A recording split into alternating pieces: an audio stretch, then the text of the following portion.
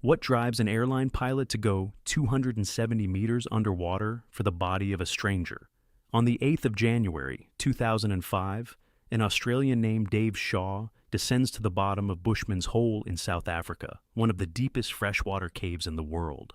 10 years earlier, a 20-year-old named Deon Dreyer had died here, and Shaw had promised his father he would bring the boy up.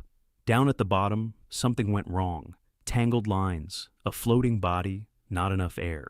A camera on his helmet recorded all of it. How could a promise made to the dead cost the life of the living, and why does the deep forgive not a single mistake? David John Shaw was born on the 20th of July, 1954, in the small town of Katanning in Western Australia. He spent most of his life in the sky, not underwater. At first, he flew for missionary aviation, carrying doctors, food, and mail over the jungles of Papua New Guinea and over Tanzania, landing on short dirt strips tucked between the mountains. The work demanded absolute focus. A pilot's error in those conditions leaves no second chance. That habit of cold calculation would stay with him to the very end. From 1989, Shaw became a captain of large airliners with Cathay Pacific and moved to Hong Kong. He flew heavy aircraft on long-haul routes, responsible for hundreds of lives on every flight. At home, his wife Anne and their 2 children were waiting for him. Colleagues describe him as methodical, reserved, and deeply religious, the kind of man who plans everything in advance and never does anything in a rush. He came to the underwater world late, at around 45. For most people, that's the age when you leave extreme hobbies behind. Shaw went the other way. Ordinary diving quickly stopped satisfying him, and he moved into technical diving, where you need special gas blends, hours of decompression, and iron discipline. He mastered the closed-circuit rebreather, a complex device that doesn't release bubbles into the water, but recycles the gas. You exhale again and again, restoring a breathable mixture. That kind of equipment lets you go very deep and stay underwater much longer, but it forgives no carelessness. In just 5 years, Shaw covered ground that takes others decades. He was drawn to places almost no one had ever been, to flooded caves dropping hundreds of meters down, to places with no light, no air, and no room for panic. And it was there that a pilot's discipline and a hunger to go further than anyone else would one day lead him to a cave he would never come back from. The place that lured Shaw hides in the middle of a dry farming plateau in the northern Cape province of southern Africa. From the outside, Bushman's Hole, or Boesmansgat, looks deceptively humble, a small, murky pond among the rocks, where local farmers once brought their cattle to drink. Nothing on the surface gives away what lies beneath it. Below that pond, the rock drops away like a bell, widening into a giant flooded chamber. It's a karst sinkhole, a void carved out of the limestone by water over thousands of years. Its depth is more than 270 meters, which makes Bushman's Hole one of the deepest freshwater caves on the planet. For a long time, no one could reach the bottom. First, there wasn't the technology, then there weren't the people willing to take the risk. The danger here comes from several things at once. The cave sits high up, at about 1,500 meters above sea level. At that altitude, the atmospheric pressure is lower, and the gases dissolved in your blood behave differently on the way up than they would at sea level. That makes decompression far harder, the slow, minute-by-minute ascent during which the body sheds the gas it has taken on.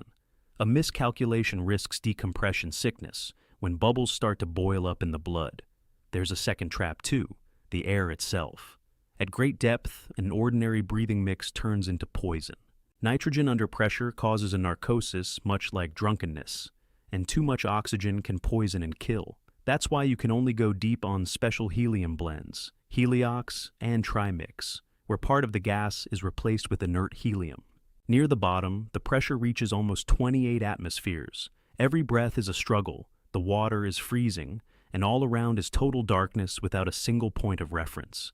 Very few technical divers in the world would even approach the bottom of Bushman's Hole. The ones who went down there and came back could be counted on one hand.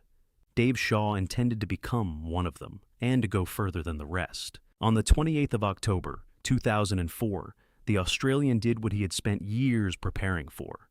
On that day, Shaw descended to the bottom of Bushman's Hole and reached a depth of around 270 meters. He went not on ordinary tanks, but on a modified rebreather, built for the crushing pressure of the deep. a device that carefully measures out every portion of gas. The dive is like a multi-stage operation. At different points of the descent and ascent, Shaw breathes different mixes. Some are made for depths where ordinary air is lethal, others for the decompression stops closer to the surface. He carries a whole cascade of gases, trimix with helium, nitrox, pure oxygen, and switches between them on a strict plan. The slightest confusion between mixes at depth would mean instant disaster. The descent to the bottom takes only a few minutes, but the way back up stretches over hours. The entire dive, including decompression, lasts 9 hours and 40 minutes. Shaw spends almost all of that time in cold darkness, rising slowly from stop to stop, so the gas has time to leave his body safely. It's a test of endurance and of being able to stay alone with the dark. On that day, Shaw set 4 world records at once for the deepest rebreather dive, the deepest cave dive, the deepest dive at altitude above sea level, and the longest guideline ever laid. A guideline is a thin thread that a diver trails behind him so he can find his way back through the murky dark. At that depth, without it, you can lose your direction forever. Down there, at the very bottom, Shaw is alone. Around him is black water, pressure that makes his joints ache, and a silence broken only by the working of his gear. The dive goes perfectly, every record taken. But here, at the bottom, a completely different story begins, the one that will bring him back to this cave one more time. The beam of his light picks out a shape on the bottom that shouldn't be there. Among the silt and sediment lies a human body. It's in a wetsuit, with the remains of equipment beside it, half sunk into the ground. Over the years on the bottom, the objects have been coated in sediment, but the silhouette is unmistakable. Shaw moves closer.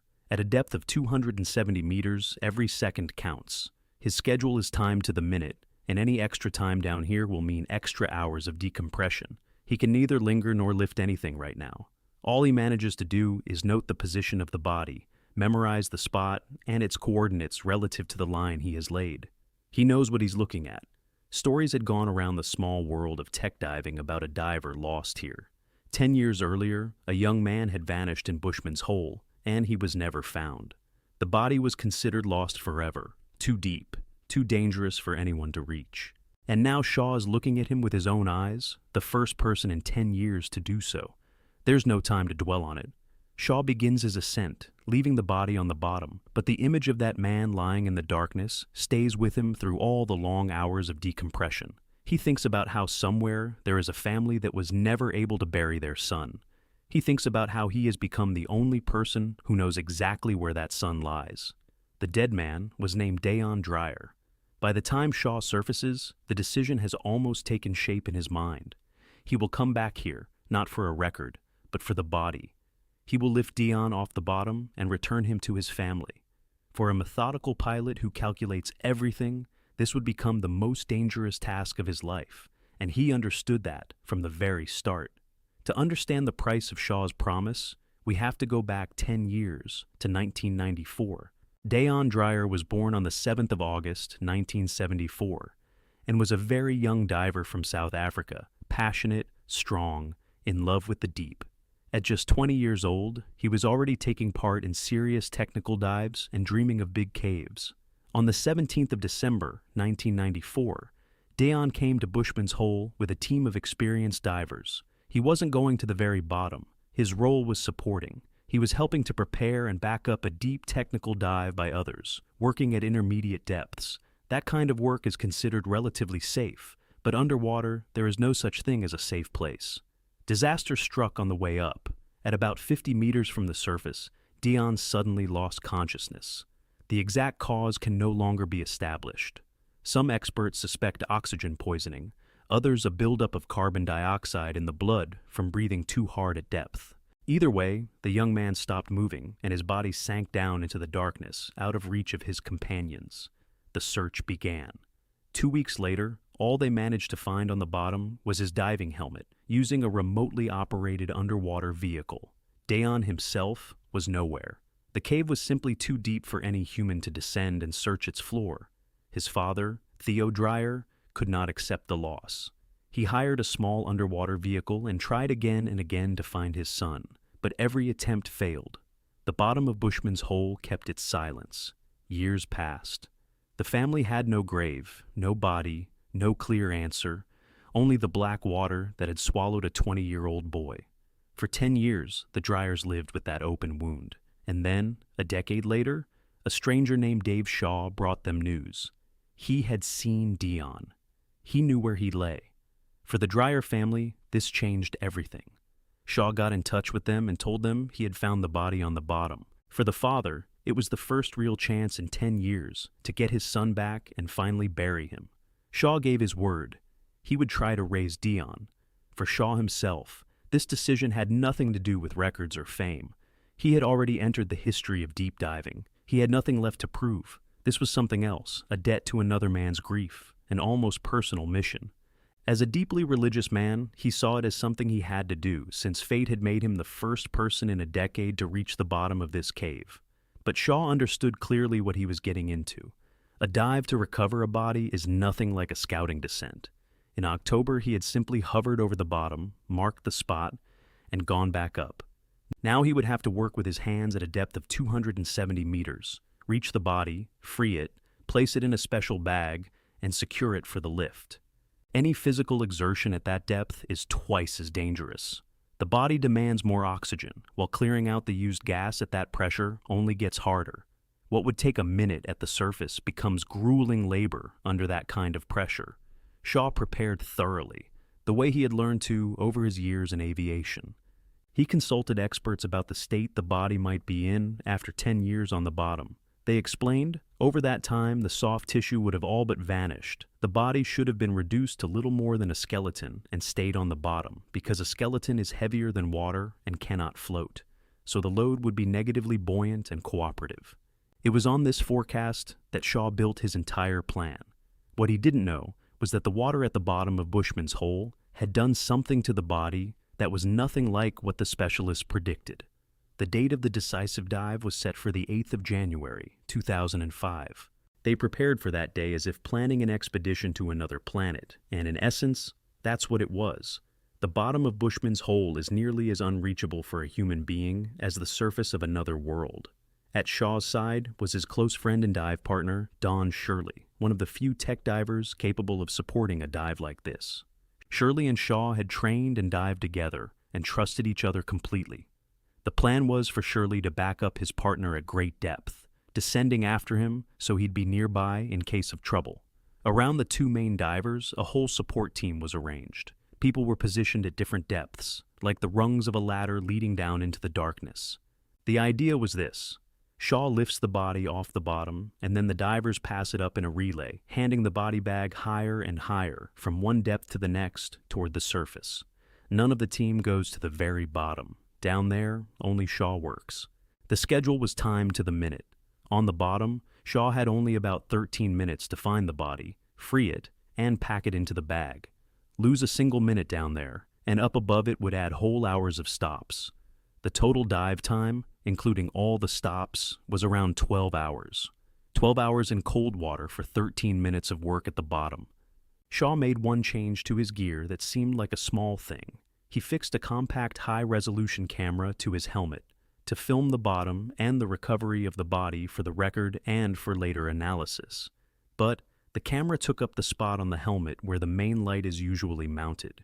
Because of this, the powerful canister light had to be shifted to the side, onto a bracket by his shoulder. That seemingly harmless rearrangement of a light would become one of the causes of the tragedy.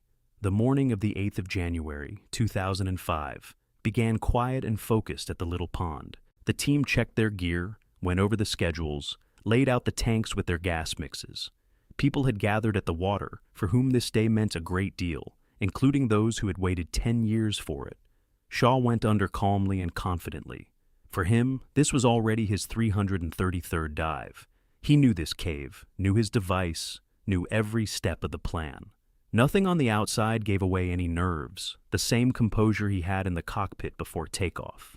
He disappeared into the murky water of the pond and began his descent into the black funnel. With every 10 meters, there was less light and the darkness grew thicker. The diver drops toward the bottom, almost like a stone, in just a few minutes, saving time and gas.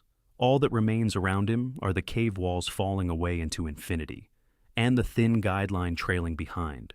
At 270 meters, the pressure bears down with its full weight.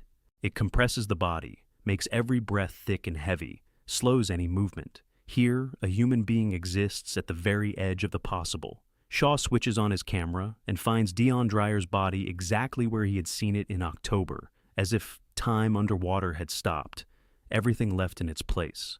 He pulls out the body bag he'd prepared and gets to work. His hands are full, so Shaw sets the powerful canister light down on the bottom beside him, so it shines upward from below. Normally in this situation, a diver would loop the light's cord behind his neck, but with the camera on his helmet, that's awkward, so the cord is left lying loose on the ground. According to the plan, in 13 minutes, Shaw should finish and begin the long journey up. That countdown has already started. From his very first movements, it becomes clear. The body is behaving nothing like the experts promised. Instead of a cooperative, a heavy skeleton, Shaw is dealing with something light and stubborn, something that keeps trying to rise off the bottom rather than stay on it. The reason is that over 10 years, Deon's flesh had not vanished, but had turned into adipocere, a dense, waxy substance much like soap. It forms when a body lies for a long time in cold water, without access to oxygen. Inside the tight wetsuit, this grave wax had preserved the shape of the body and, more importantly, made it positively buoyant. All of Shaw's calculations had been built on exactly the opposite. Packing a motionless load into the bag doesn't work. What Shaw has instead is a squirming, floating object. He tries to push the body into the bag, but it resists, pulls upward, slips free. Each such attempt takes effort, and any effort at a depth of 270 meters comes at a high cost. His breathing quickens, his gas consumption climbs, his body starts working at its limit. Far more than the allotted 13 minutes go by, and the job still isn't done. And that's when the second, fatal detail comes into play. In the murky water, the straps and lines from the body bag wrap around the head of the canister light lying on the bottom. That same light that, because of the camera, had been left on the ground. The cord, the straps, the bag, and the floating body all weave together into a single knot. Shaw finds himself physically tethered to the body and to his own gear at the very lowest point of the cave. He pulls, yanks, tries to break free, but in the darkness, blind under that monstrous pressure, every movement only pulls the knot tighter. And the time, which down here is measured in the reserve of gas and the clarity of the mind, keeps running out. The struggle to get free turns against Shaw himself. The more he works his hands, the faster his breathing becomes. At the surface, rapid breathing is nothing. Down here, it sets off a deadly mechanism. At a depth of 270 meters, the gas is so dense that with rapid breathing, the lungs can't fully clear out the carbon dioxide. Then, a treacherous chemistry begins. Carbon dioxide builds up in the blood, weighs him down with fatigue, clouds his mind.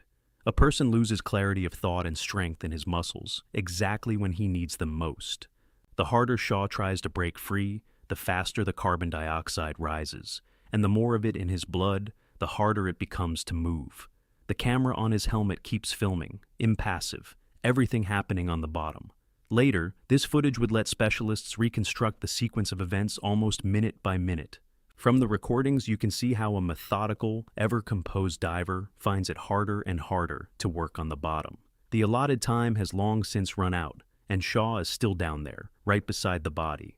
He is no longer able to untangle himself from the knot, and his mind, under pressure and carbon dioxide, grows more and more clouded.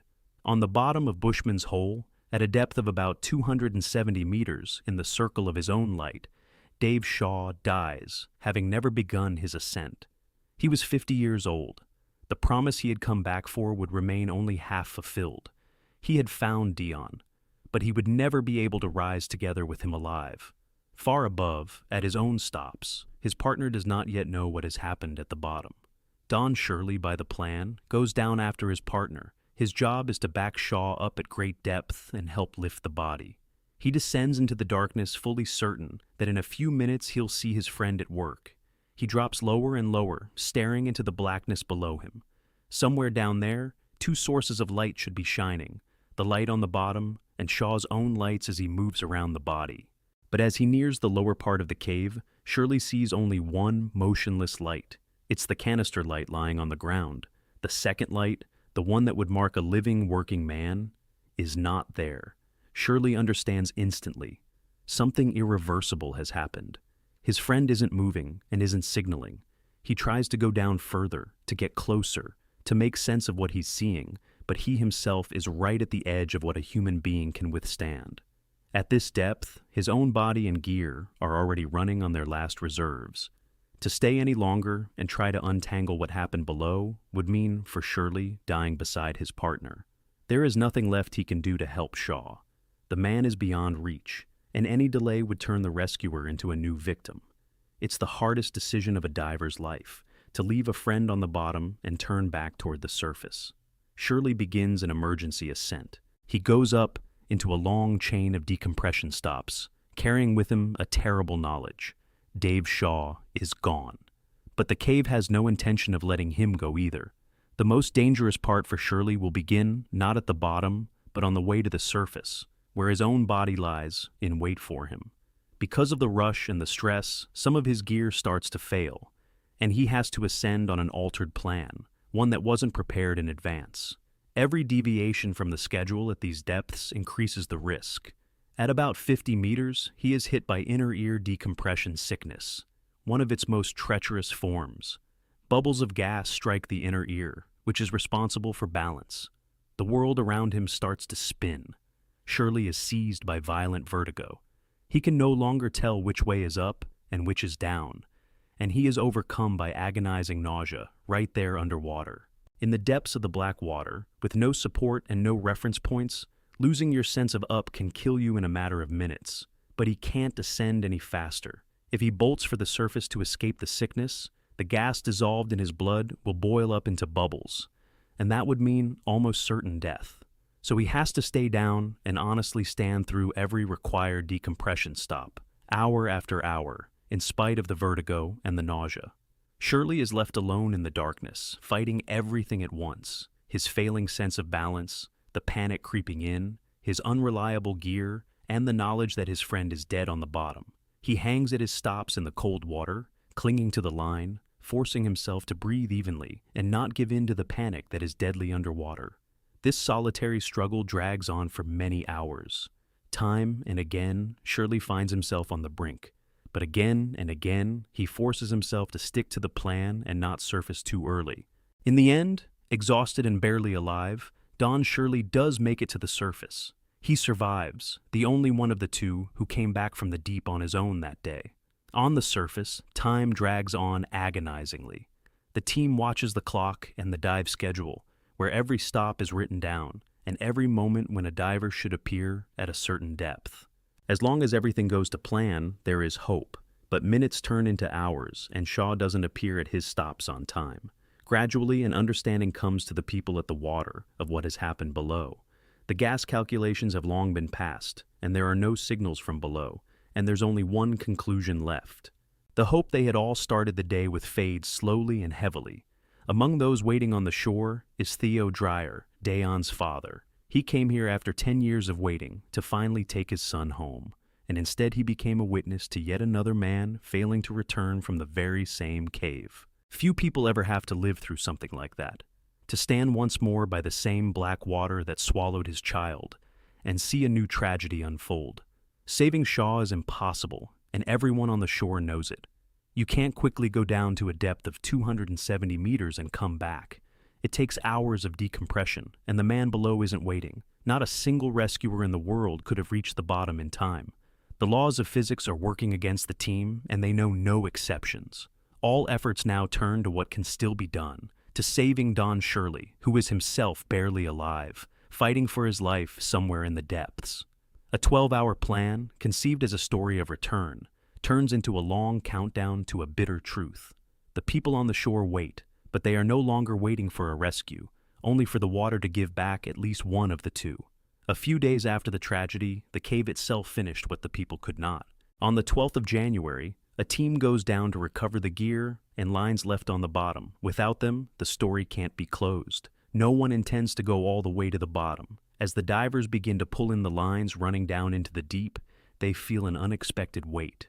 Out of the black water, something no one expected to see. This close rises slowly toward the surface. On the straps and lines, both bodies float up, Dave Shaw and Deon Dreyer. Over the past few days, they had remained tangled together in those same straps and cord that had cost Shaw his life. Deon's body, made buoyant by the adipocere, had slowly pulled upward. The partner nodded to it. The cave released them only together. Both are brought to the surface on the same day.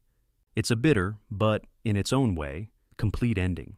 The promise Shaw made to the Dreyer family was fulfilled after all, though at the cost of his own life. Deon Dreyer, who had lain for 10 years on that unreachable bottom, finally leaves Bushman's hole. For Theo Dreyer, this is the end of a 10-year nightmare and the beginning of a new grief. He can finally bury his son, the thing he had been denied all those years. But alongside Deon's body, they bring ashore the man who gave his life for this moment. Two families from opposite ends of the earth are now bound together by one black water. For one, this day became a farewell. For the other, an irreplaceable loss. Rarely is an underwater tragedy documented in such detail. The camera fixed to Shaw's helmet filmed until the very end, and its recordings survived. From this footage, specialists were able to reconstruct the final minutes and understand exactly what happened at the bottom, whereas usually, after accidents like this, all that's left is guesswork. The analysis revealed a chain of several causes. The body turned out to be buoyant because of the adipocere, against the experts' predictions. The light had to be laid on the bottom because of the camera on the helmet. The straps of the bag caught around that light. The heavy work at depth led to rapid breathing and a buildup of carbon dioxide, and that robbed Shaw of his strength and clarity of mind. Officially, the cause of death is considered to be the overload of the body, carbon dioxide poisoning, and entanglement in the straps at extreme depth. The story of Dave Shaw reached far beyond the world of tech diving. A book, Raising the Dead, and a documentary film were devoted to it. It was dissected at conferences and in articles all over the world. For the community of deep divers, it became a harsh cautionary example, how the most noble intention and the most careful preparation can shatter against a single wrong detail. Don Shirley survived, but he paid a high price. The damage to his inner ear left him with a lasting disorder of balance, the mark of that solitary fight for life on the ascent. He lost a close friend and carries the memory of that dive for the rest of his days. The lesson of Bushman's hole is merciless. At a depth of about 270 meters, not a single small thing is forgiven. A light shifted on a helmet, a few extra minutes of work. Here that is enough to decide the question of life and death. Dave Shaw did not die for a record. He was keeping a promise to bring another man's son home, and he went under the water deeper than he should have.